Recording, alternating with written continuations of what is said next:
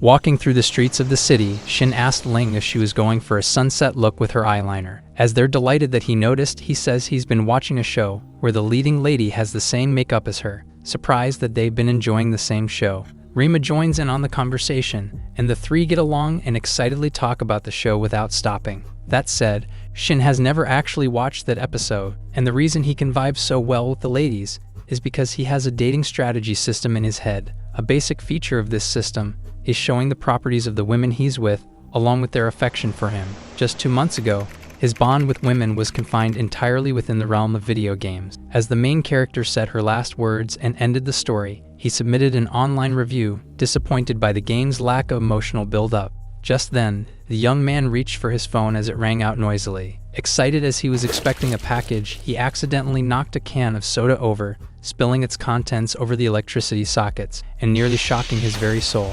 Surprisingly, the incident granted him the dating system, which shows intel on girls and winning lines to charm them. Ling mocked Rima, telling her to ditch her geeky glasses unless she wants to be single throughout college. As she turned to ask for Shin's opinion, the system worked its magic and provided a few replies he could give them. Choosing the one that increased his favorability for both of them, he relays the message perfectly. Satisfied with his answer, the two ladies agree to go out and buy contact lenses later. In other words, he has a cheat code, which allows him to boost his attractiveness to whomever he's talking to. That said, while the two are certainly lovely, neither are his type, and he's just charming them as their friend. Just then, a stunning girl named Chisa ran up to him, apologizing for coming late as something happened at work. Looking at her, he remembers the moment he first met the gorgeous lady. They spent time together in the library, where he mostly just blushed while watching her study. The two laughed in delight, not minding the group of envious men who glared at Shin from outside the room. Having formed a close bond, they eventually got together, sharing romantic and intimate moments only they knew about.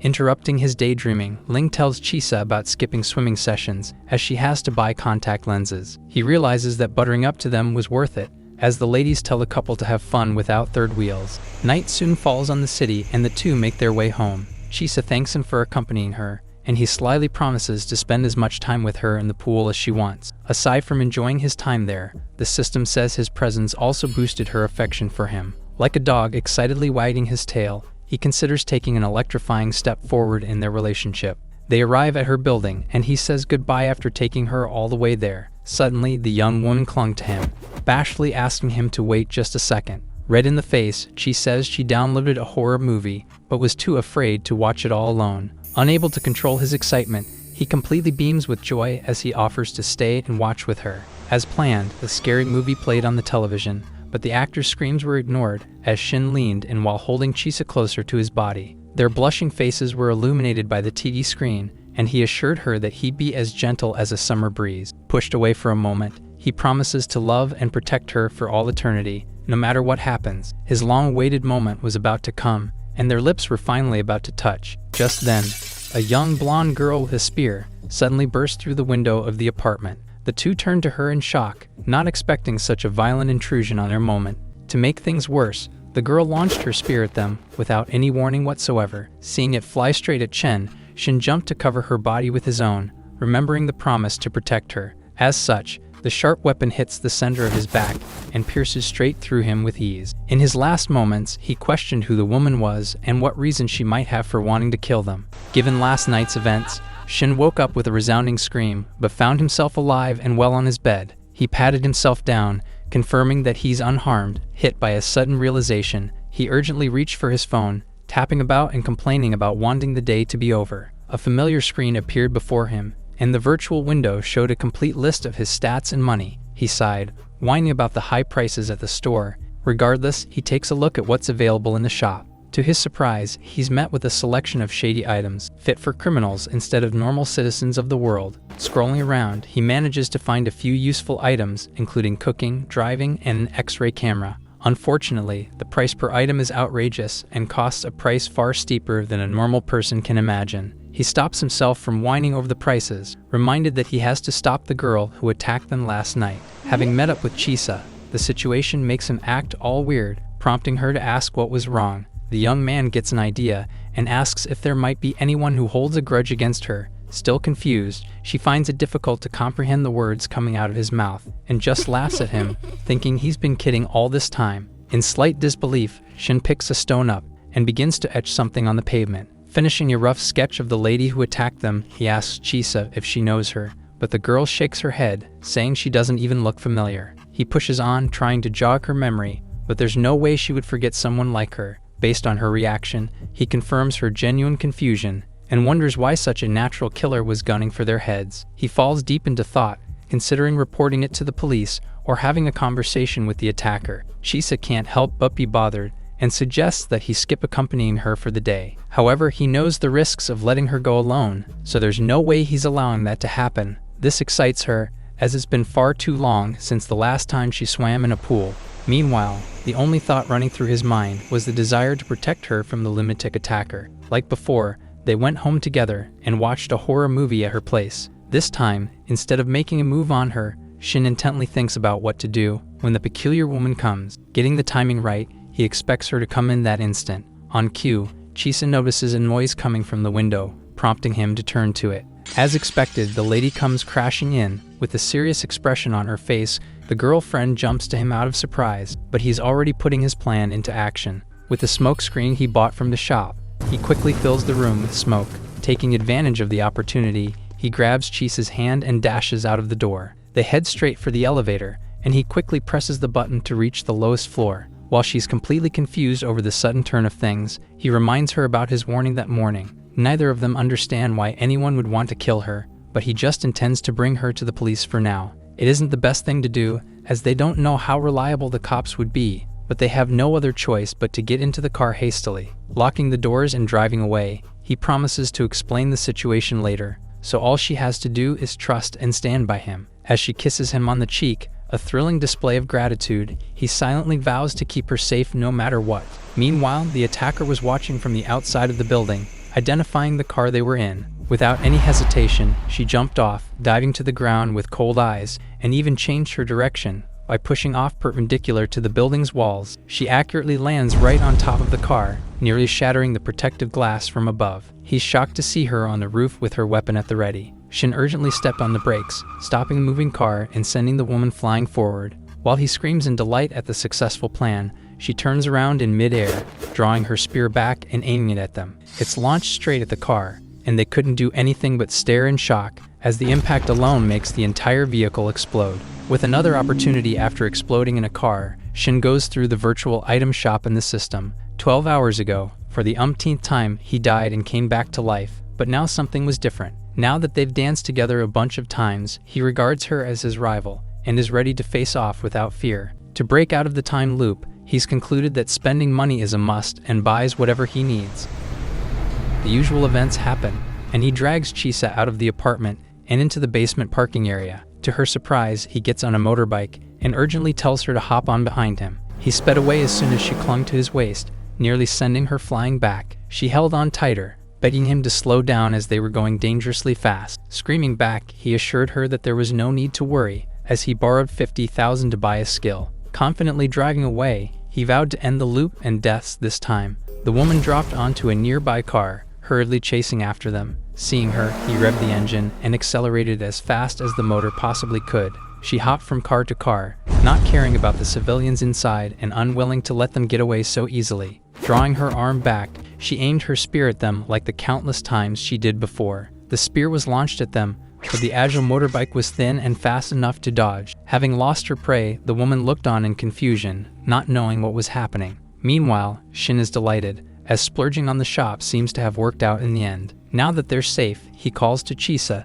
saying they can finally head to the police station without worries. Still clinging to him, she thanks the young man in a strange tone, saying she owes him her life. The dating system pops up, giving him a few options to reply with. With the right answer too obvious, he charmingly looks back and promises to protect her for the rest of their time together. Just then, something sharp pierced right through his chest, impaling and throwing him off the bike. On the ground, he struggled to catch his breath and looked at her desperately. To his surprise, she looked completely different, and more like a monstrous praying mantis than anything. Calling him the man of her dreams, she crept to him with a terrifying smile, wanting to continue their precious moments. Horror filled his entire body, as the razor-sharp claws inched closer to him. Just like that, death comes again.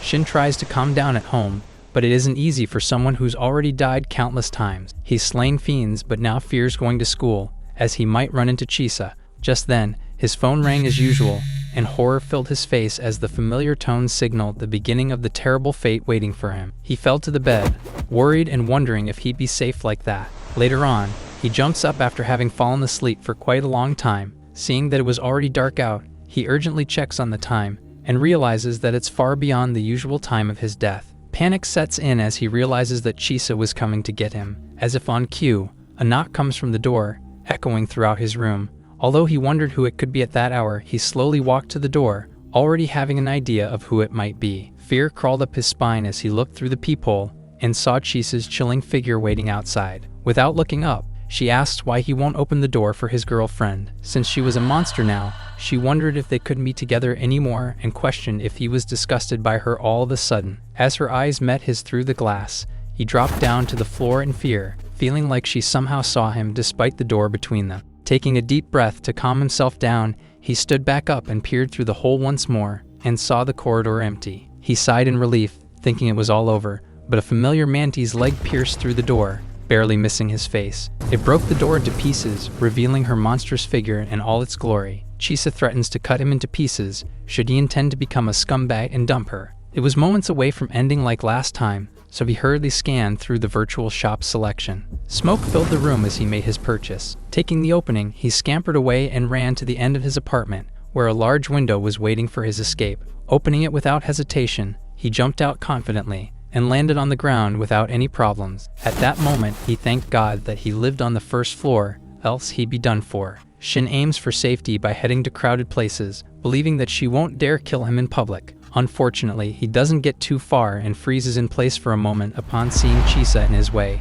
flying and asking if he'll really abandon her. The mantis monster unleashes a flurry of slashes, and one of them eventually hits the young man's ankle. He'd rather die than become a monster like her, but still wonders how she ended up that way. When she dove in to deliver the final blow, he could only close his eyes and raise his arms in a desperate attempt to defend himself. Surprisingly, the woman who kept on attacking them before came to his rescue, blocking the sharp claws with her spear. As she stared the monster down, Chisa misunderstands, saying he must want to break up because of the blonde lady protecting him. Feeling cheated on, an intense and supernatural battle ensued, with a few attacks barely missing his body. He wonders if his ex was actually some kind of monster, and tries to look their information up on the system. However, a blank window shows up when he looks at the lady, only identifying her as Yumi and treating her details like they're classified information. Taking a hit to the face, Chisa is absolutely enraged and backs away to gain a bit of distance. However, this allows Yumi to charge up for a powerful attack. Blazing flames swirled around her spear, which she launched at the mantis, saying there's no hope for escape. Chisa burns in flames after Yumi attacks her. She screams in agony, and as she loses consciousness and falls to the ground, a green glowing gem is extracted from her body, which Yumi collects. Shin thanks Yumi for saving him, acknowledging that he would be dead without her. However, the girl offers only silence, which Shin finds awkward. He remembers Chisa and looks at her fallen body, frustrated that he believed her lies and even tried to protect her. However, Yumi tells him that Chisa is also a victim herself and that she became a monster because of humans. Shin cannot believe what he has just heard, clueless that monsters can evolve from humans. He initially thought that monsters could only reproduce by having offspring, but Yumi clarifies that monsters can reproduce asexually. In fact, this method is often faster and more efficient for monsters. They implant seeds into their hosts, selecting those most compatible for growth, gradually overtaking the host's body, giving birth to the monsters within. Realizing that it wasn't Chisa's fault at all and begins to feel guilty for blaming her. He then asks Yumi why she isn't saving Chisa, thinking that if they act now, they can still stop the monster's seed from growing inside her. Yumi tells him that it is too late, as the seed's aura is already spreading inside Chisa and will soon completely take over her body. Shin refuses to believe there is nothing he can do for Chisa and plans to save her. However, Yumi tells him that he is simply hoping for a miracle and is wasting his time thinking he can still revive Chisa. Determined to save the girl, Shin asks if the monster seed has already hatched. Yumi sighs and explains that monster seeds thrive on negativity, and the only way to extract them is to cleanse the host's inner darkness. Yumi relents and offers the only method she knows to help him. She reminds him that this is his only chance and he must not mess it up. With this, he needs to go back in time by dying again and uncover the reason Chisa turned into a monster. If they can stop this unfortunate event from happening, they can save Chisa from becoming a monster. Yumi sends him back in time, noting that erasing the girl's memories might save her, but it will come at a heavy cost.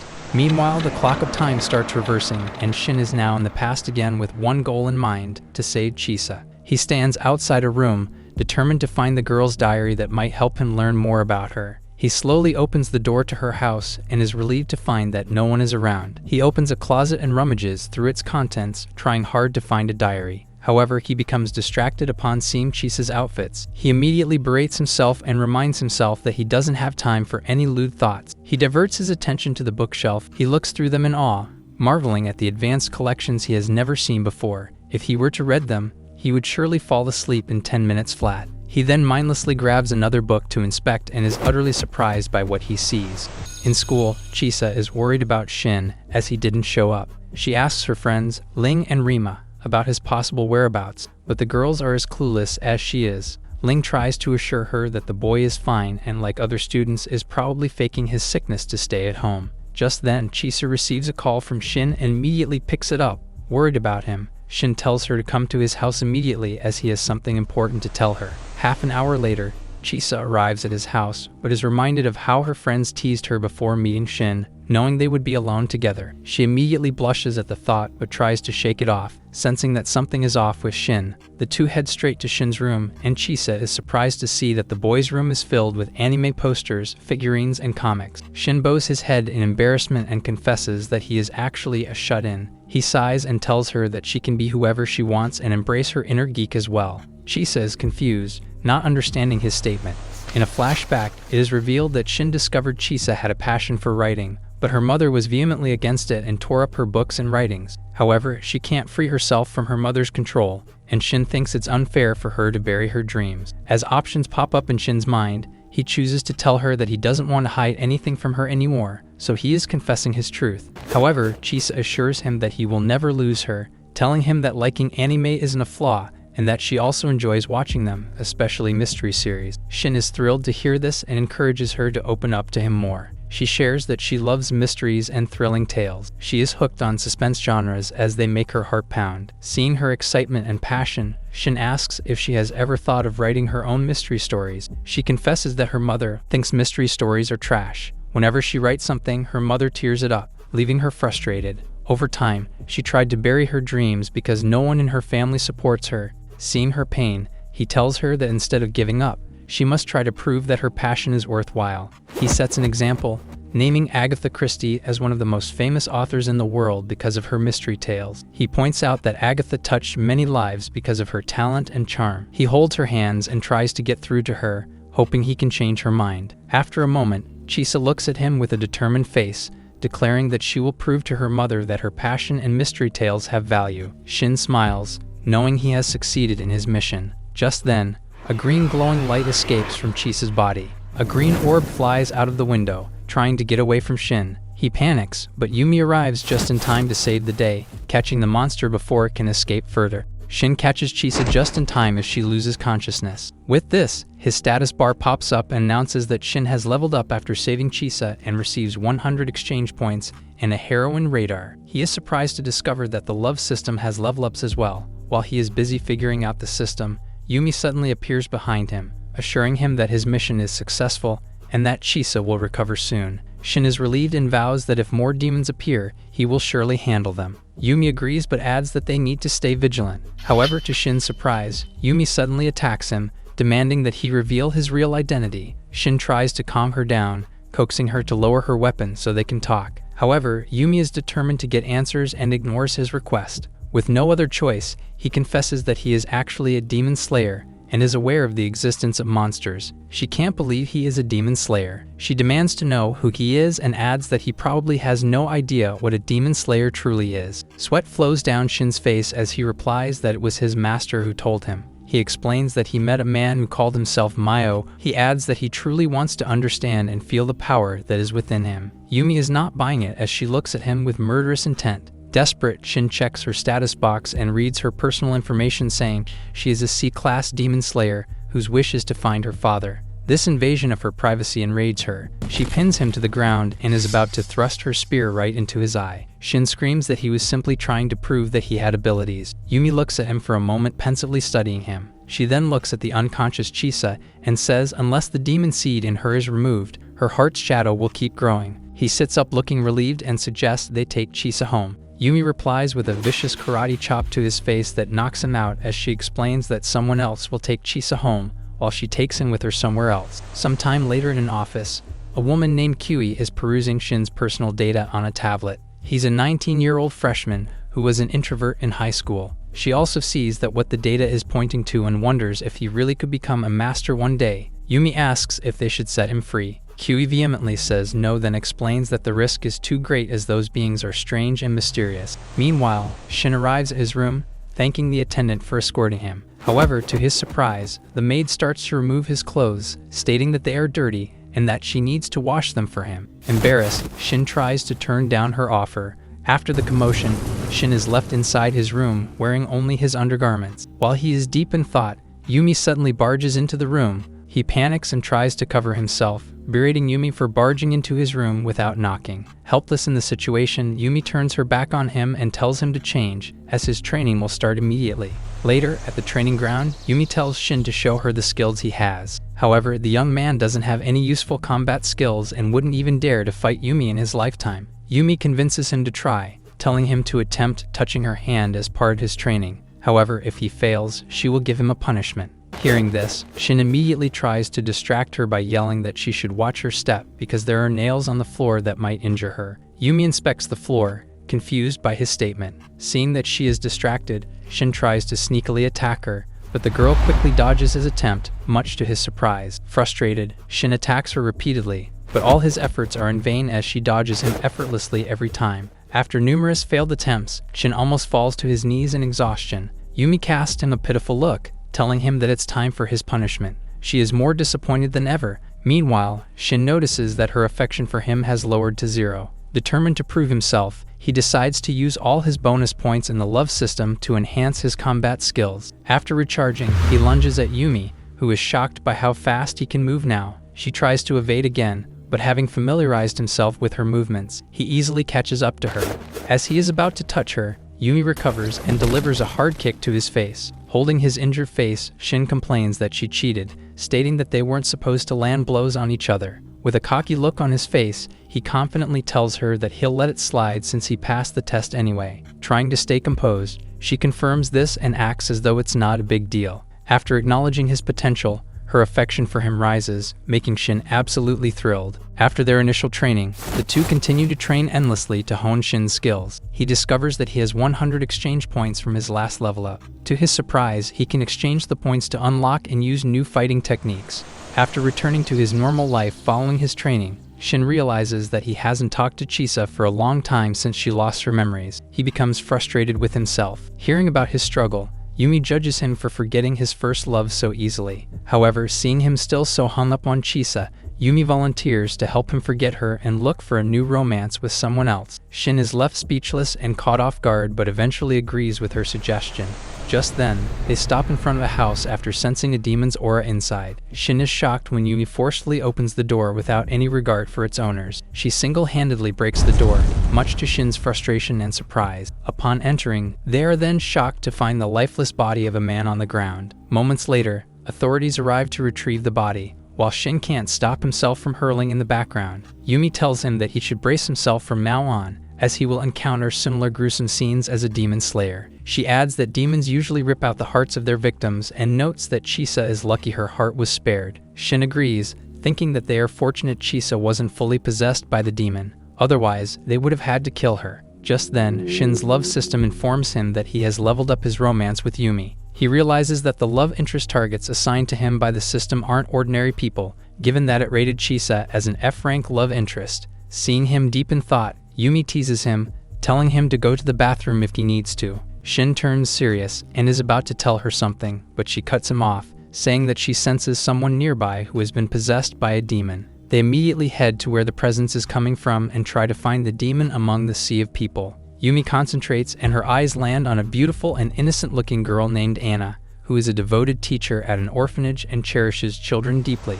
Anna is at the building of the Great Love Orphanage, going out of her way to treat a little boy's leg pain after he fell down. Shin and Yumi are spying on her through the window from the outside, and they review that the orphanage teacher has a reputation for saving every penny to treat sick children. Yumi finds it hard to believe that this is the person they are after. Shin tells her that he is sure and is determined to save her no matter what. Yumi reminds him that he should be one step ahead of Anna in every turn so that he can prevent the darkness from consuming her. She watches the kind teacher playing with the children, thinking it would be a tragedy if they needed to eliminate her if she turned into a demon. Later on, Shin is introduced at the orphanage as a new staff member by its director. Anna introduces herself to the guy right away. She gladly shows Shin around the place and tells him he will fit right in. Shin can tell that Anna has a warm heart because she already has a favorability score of 68 toward him. Later on, Anna watches happily as Shin introduces himself to the children. The door opens to reveal that the director guided a potential parent, Mr. Wang, for one of the children. The children are all uncomfortable before Mr. Wang, as he compares them to kittens and puppies. Shin and Anna are not too fond of how he is presenting himself to the children too. Wang sees one little girl, and he tells the director that he would like to choose her. A voice from behind him tells him that he will not take her. Wang turns around to see who told him that, only for Anna to stab him with a knife in the chest. The director screams as Wang falls to the ground. Anna then slices the director's throat. She then faces the scared kids and tells them that she will do anything to protect them from anyone who would take them away. Shin is panicking, not ready for all that is happening, yet he tells himself that he needs to protect the kids. He rams Anna to push her away. Then he tells the kids to follow him out of the classroom. Anna looks in horror as the children run away from him. She becomes angry at Shin and tells him not to take her children away from her. As a result, she transforms into a giant spider and human hybrid. She breathes out webbing from her mouth that pushes Shin to the wall and restrains him there. At the same time, he spits webbing on each scared child to pull them towards her. The demonic woman continues to wrap their bodies up in webbing until everyone is completely trapped inside sacks of web. She then charges at Shin, declaring that he must die. Shin tries to move, but without luck. Before the spider woman can get to him, a blaze of flame blocks her way. Appears in front of Shin to protect him as Yumi. Shin screams for the children in the web, worried that they'll all be caught up in Anna's rampaging attack. Yumi watched closely, heeding his warning as she saw the spider monster break through a window. She's obviously trying to escape the orphanage, but the demon slayer wounds her finger, assuring him that she won't let the enemy get too far. Placing it on the ground, she began an incantation, causing the ground to glow with blazing red light. With this, a wall of fire burst up, locking them all in place and barricading the building. Turning away from the surprised and angered spider, she looks back with a confident gaze, saying she'll end her right then and there. Roaring in fury, the demon charged at her, and the two clash once more. Devoured by rage, Anna is going berserk and has begun attacking everyone on sight. She tries striking several times from the front, but as they're rendered ineffective, she decides to do something from above instead. As planned, she leaps high into the air with her spear, and readies her weapon to go in for the kill. However, she notices herself suddenly losing her senses, with her movement gradually slowing down. It's because of the toxins released by Anna, which were soon going to paralyze her entire body and render her completely defenseless. The spider struck, and the demon slayer could barely raise her spear to guard her body. Unfortunately, this wasn't enough, and she was struck by the enemy's razor-sharp claws, which tore right through her clothes. Seeing Yumi fall prey, Shin realized that he had to step in and take care of things himself. She fell to the floor, feeling her body get heavier and weaker by the second. A huge web appeared above her, ready to fully incapacitate her body, and she was certain that she couldn't dodge it this time. Her end was coming close, but a burst of green slashes appeared right on time. Shin arrives to save the day, tearing the web into pieces and saying he won't allow her to be hurt anymore. Yumi warns him against underestimating the enemy, but he does just that and sends a few slashes in Anna's way. Seeing her withstand it without batting an eye, he immediately panics and screams helplessly. Barely able to block the next attack, they're completely outmatched, so they need to focus on saving the children instead. Looking at the bundles of web on the spider's back, he gets an idea of what to do. If they can just get them off her back, he can keep the children safe. Provoked upon hearing this, Anna screams, saying she'd rather die than leave her precious orphans behind. Facing the rampaging demon fearlessly, he purchases a smoke screen from the virtual screen. The spider's vision is blocked, and she's completely enveloped in thick white smoke. As such, Shin finds an opening to get behind her, and unleash a series of air blades without her noticing. The web cocoons fall to the ground, precisely free from her back without getting cut into pieces. Anna screamed in surprise, worried for the little humans who were inside. Fortunately, this distracted her completely, which then allowed Yumi to get a direct hit through her chest. Recoiling from the damage, the evil core is forced out of her body. The Slayer retrieves the stone and promises to protect the kids in her stead so she can rest easy. Meanwhile, a student with pink hair smiled, saying it was too bad that Anna died far too soon. She was waiting for the man behind her to arrive so they could reunite when her demonization was complete. Unfortunately, her untimely end was brought on by the demon slayers, wasting all the potential that was there. Since their other enemies were taken out too quickly, she wonders if Anna would have fared any better and grows intrigued at the very thought.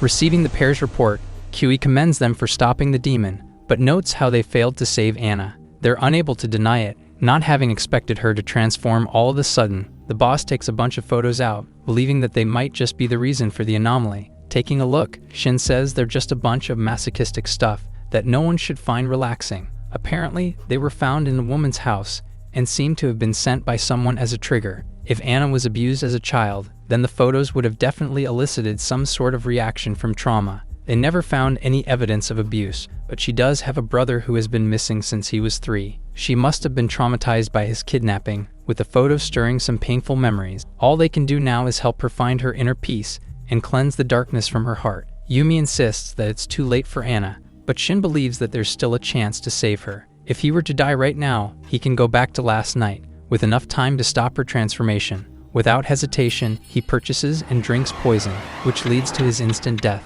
As planned, time resets. In their residence, night has fallen, and Yumi was busy getting dressed in her room. Shin suddenly burst in without knocking, asking how he could cleanse his inner darkness. He sweats upon realizing what he just intruded on, but the incident fortunately doesn't escalate.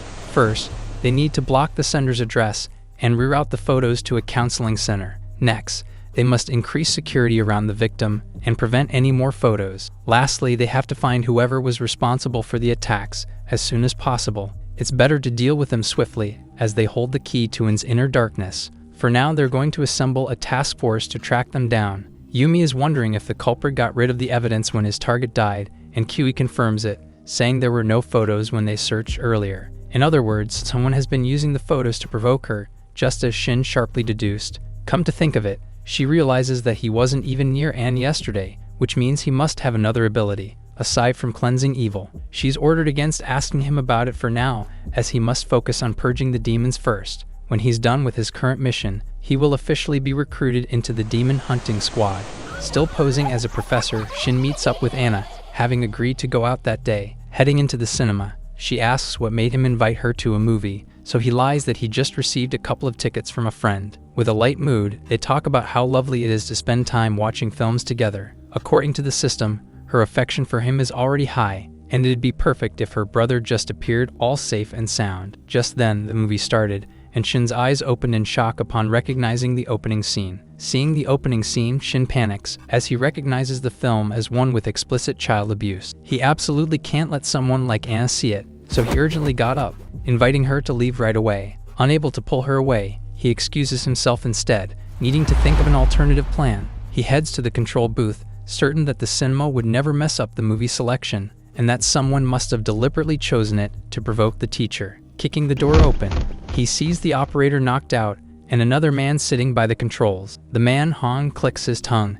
saying nobody must see him working, unless he wants to be exposed. Shin asks what he's doing and why he's messing with Anna out of nowhere. His words tell the man that he must be a rookie slayer, which he finds disappointing as taking care of small fry won't bring any satisfaction. Realizing what was about to happen, the young man acted first and sent an air blade flying in his direction. However, the target has disappeared, and in an instant, appeared inches from him to unleash a painful strike to the gut. Holding him by the hair, Hong says he isn't like the weak demons they've encountered before. Just then, Anna burst into the room, asking what was happening and demanding that he let Shin go. Without any arguments, he does as told, allowing the young man to fall to the floor and saying he'd do anything for his sister. With this, she realizes that he must be her brother, who disappeared 16 years ago after getting kidnapped. She falls to tears, clinging to him and sharing how he thinks about him every day. Swatting her hand away, he recalls how he was sold by a couple of human traffickers and forced to beg on the streets. He looks her straight in the eyes, saying how it was a nightmare, where his days were filled with torment. She screams in anguish, unable to believe that her precious brother went through all that without her.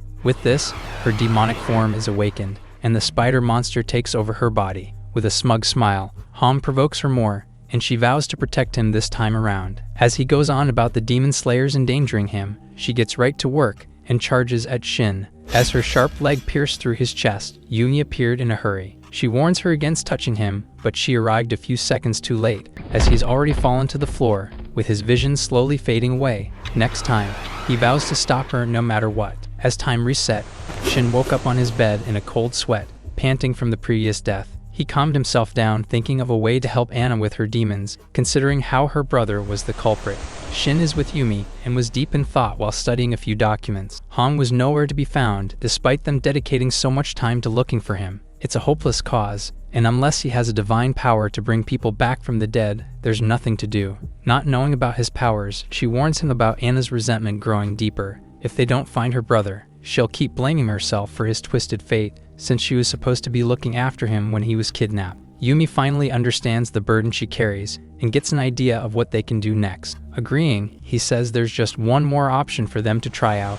In the middle of town, an old lady sees the teacher, who was out doing her weekly grocery shopping. Receiving an unexpected call, the voice on the other line claims to be the police and says they found Hong. The words ring in her ears once more, and she freezes for a moment upon hearing that he's waiting for her in the park. Dropping everything right there, Anna rushed to the location she was told to go to, not caring about anything else at that point. Tossing the taxi driver some cash without asking for change, she ran to the bridge, eager to be reunited with her brother. She sees a male figure and calls her brother's name. However, all she sees is Shin, whom she hadn't expected to be there at all. He says he's been wandering the park all day, and that she's actually the second person he's run into. The teacher urgently looked around, explaining how she received a call from the police about her brother's appearance. Grabbing her by the shoulders, Shin called her sis and claimed to be the man she's looking for. Believing only he can save her, he lies and steals her brother's identity, even saying he's 36 years old. She's skeptical at first, but he recounts how he was kidnapped in that very park 16 years ago. He goes on about how he once resented them for leaving him there,